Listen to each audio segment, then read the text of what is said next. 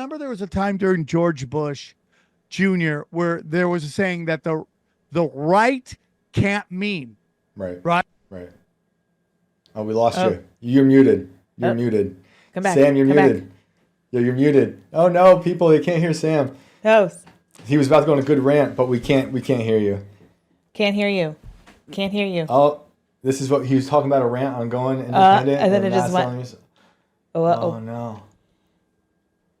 Sorry, everybody. Can you hear us, Sam? he went on a rant and blew his mic. There you There we are. go. There you are. Welcome back. You keep breaking up. Yes. There you Okay. are. There Now you we're are. back. Yeah. Okay. You were breaking. They were like, wait, this guy's going to talk about going on his own? Nope. I Nuke. do it all the time, bro. It happens to me all Yeah, the time. it's the But the worst. final thing is like, you know, the during the George Bush Jr. years, Yep. the right can't meme, Right. and now during the Joe Biden years, they're like the left can't meme. It's like if you're on the wrong side of humanity, you can't. It's hard to do comedy. Yes. You can't do comedy for the establishment, Right. Because and it's- that's what Saturday Night Live has learned. Oh, it's horrible. It's You 'cause- have to go truth to power. Exactly. And that's what's funny. And that's why nobody watches Saturday Night Live, because they had Jim Carrey during Joe Biden's first days running, acting like this guy can walk and talk. yeah, And totally. it fell flat. Yep. They should have been teeing off on him. I think comedy it's my favorite art, and I think it's the most important thing right now because of how hard it's been attacked, but also because what it does clearly. But I mean, in terms of this election, comedy is literally the most important thing to me because Trump started running for office because Seth Meyers made fun of him, right? Like it was the comedy, that bad comedy from Seth Meyers, who I did used to like a long time ago. I did too. There's a lot. We've lost a lot of It's so soldiers sad, but along like the way. that really kicked off Trump. I think Trump said that, right? And now you see that Trump at the Al Smith dinner roasting and killing, and now you see Hinchcliffe here, like our like one of our Don Rickles of the day. This is like the Trump. What a has crazy time. Trump is bookended by Tony comedy Hinchcliffe is the Don Rickles of our day. for sure. So crazy, dude. For sure. It's amazing. Yes. It's amazing. Yes. It makes me and so here's happy. the thing about Trump's when he did that Catholic banquet or whatever that event Yeah. was called. Yeah. The only joke that didn't hit was a joke about the nanny. And the only reason it didn't hit is because he got afraid to say it, and Yeah. you saw him pull back on it. Yeah. If he So would have true. delivered it with the Trump, like, So true. yeah, bang, it would have crushed, dude. So it true. would have crushed. But because he goes, I might be like pushing it too far here. Right, right. And now we know who wrote those jokes for him. Oh, do we? Who? I think it's Tony Hinchcliffe. I said the same thing. That's so funny. That's I how was he's joking. on that's why he's in Madison Square Garden right now. I was literally on a show like the day after the Smith dinner being like, I bet Hinchcliffe wrote these jokes because they're just too sharp. They're so ruthless, like ruthless jokes. They're my favorite. We need those jokes. They're comedy's atom bombs for all the false narrative crap that they try to land on us. Dude, I love it. I love taking truth to power. I love pressing people. Yep. I think it's important. I think it's important to, look at Alex Jones Yep. into a weird way. Me in comedy, not to the extent of Alex Jones, obviously, but sure. sometimes you don't want to be the first guy. You take all the arrows, but it's good to see people. I've always said this 1,000 times. I never come to people. People always come to me. Right. I never come to comedy. Comedy always comes to me. Right. Whether it was my old naughty show in LA, and then everyone's trying to be Seinfeld before that, Right. and then suddenly the show is like the best live show in LA, Right. and now everybody's doing dirty comedy. And now when I see like people like my friend Whitney Cummings Yep.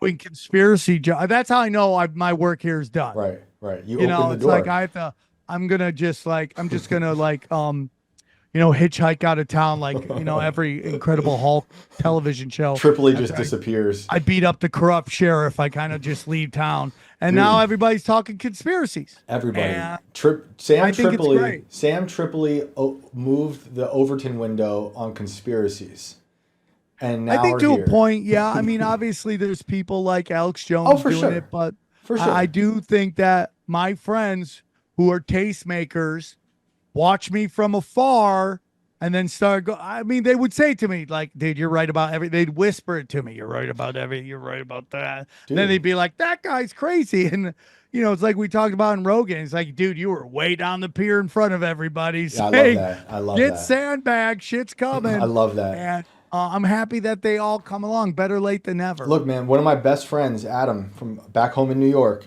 in like 2007, 2008, he'd be tattooing and listening to you. And it was before I knew anything. And I'd be like, man, that's crazy stuff. Very interesting, but I didn't really buy into it at all.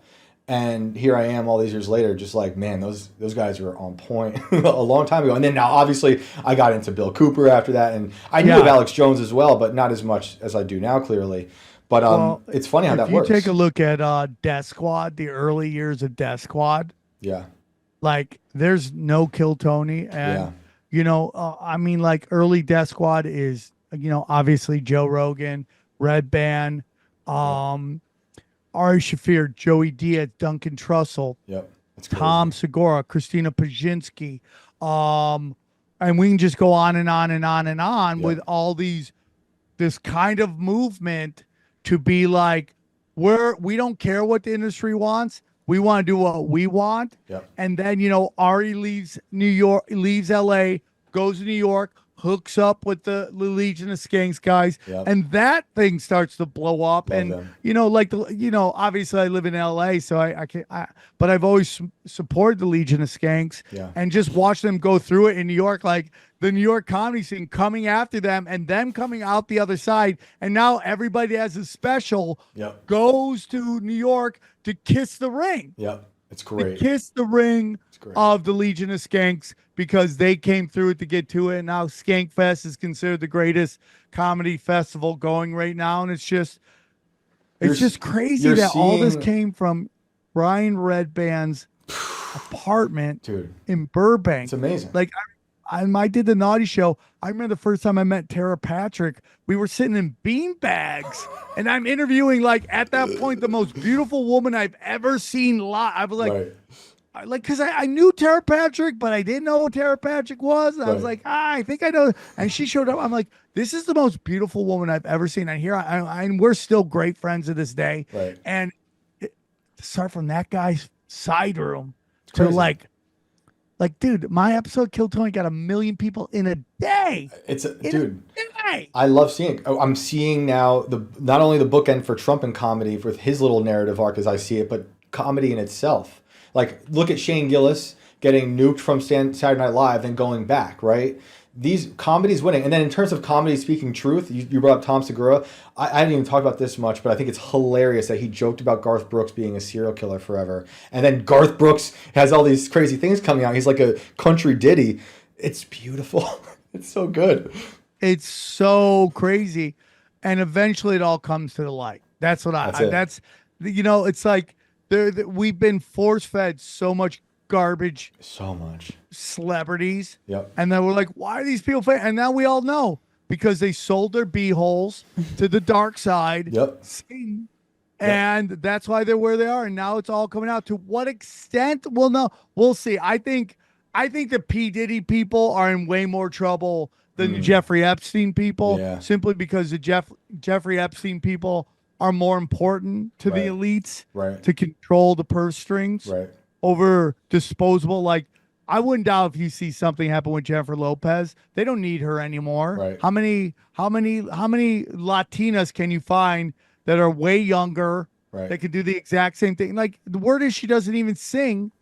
Like, you hear all these crazy stuff happening. So I think they're all disposable. I think Jay-Z's disposable. Clearly. I think Beyonce's disposable. Yep. They're all disposable. Yep. And that's what you do. You give that once you're no longer producing for them, and now you're actually costing them money. They have to pay you money on which is like the British call money for old rope, meaning they have to pay you money for projects a long time ago. That's when they get rid of you. Right. I mean, a perfect example of that is Trump going on Rogan, killing it, and Beyonce, their old, champion, coming out for Kamala, and it's nothing. It's a whimper. No one cares. They have no power. I just feel that, like, we're starting to see it right now. The great lie, you can't fake the funk on it. And, you just gotta wonder why they went with her, because she at no point ever showed that she could get anyone to like it. Right. I think it's coming down. I think what you said earlier about, comedy and the internet and giving the power back to the people, and obviously it's great. And that beyond that, they're mad that these people doing it on their own, like a Tony, like you, the comedy scene, all these content creators on YouTube, they're not selling their soul to the system, and they can't get your soul. So not only are you undermining their narrative that they want you to sell, but they can't literally feed off of you. I mean, they can in other ways because they got these fear rituals all the time, but they're mad that they can't own you. Yeah, they can. I mean, it's so hard for them to control you, to make you watch their shit. Back in the day, that's all they had.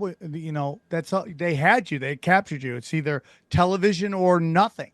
So, and even books, it's like the whole thing, like people act because it's like it's in a book that it means it's not propaganda. It's like, no, dude, they even controlled that. Now we can self-publish, and they can't control that either. And like, once you give them the good stuff, they can't eat the bad stuff anymore. They don't want it because they know it's fake. Now, my girlfriend, who I love with all my heart, still watches MSNBC because she has Stockholm syndrome.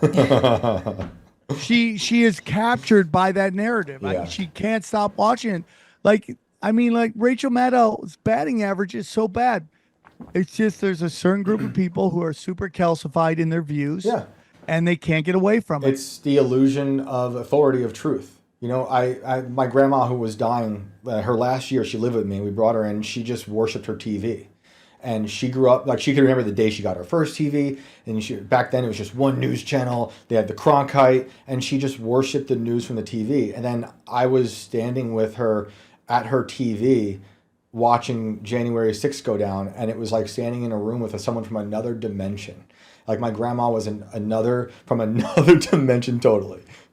She saw something totally different. It's just like, it's just weird to me right now. It's just like when you see somebody with a mask and they're sitting with a mask, and you're like, nobody around you has a mask, and they're not dying, they're not falling over dead. Like, why are you wearing a mask? Because you're captured in a certain space and time that no longer exists. There's so much information that says it's not. Like, the Comedy Store recently picked up a comedian who was on Hillary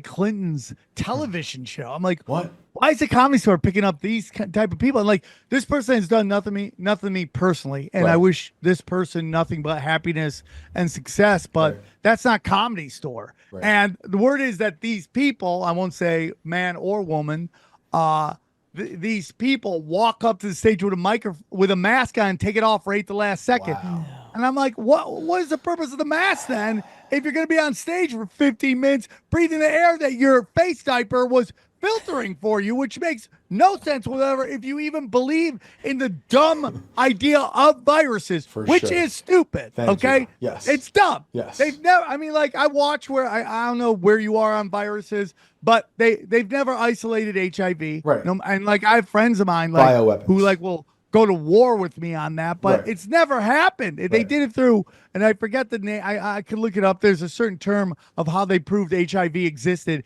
and it's basically through circumstantial evidence of like, all these characteristics of a virus are there. We can't find the virus, but because those are there, we think there's a virus. It's total bullshit. It's how they talk about quasars in space. It's just, don't even get me started on space, bro. It's just like we just buy in, and like, people make their whole content life off of something they'll never experience ever. Right. Like ever. They'll never. The people start religions. I had a guy on my show early on, and we were just like, what are we doing with this guy? He created a whole religion based off space. You're like, but you've never been there. Right. Like, how could you tell me to worship something that you've never been a part of? And you can go, Sam, well, isn't that most religion? I go, well, there are beliefs, like if you study the teaching of Jesus Christ, it's basically like treat people well, don't fall for, being forced dogma on you. Don't go to a place of worship and give them all your money. Like, these are things that we can go, this makes sense to me. Okay. Right. Everything else is bullshit, in my opinion. Oh, I agree. Christ has given a people a roadmap through human suffering to find joy.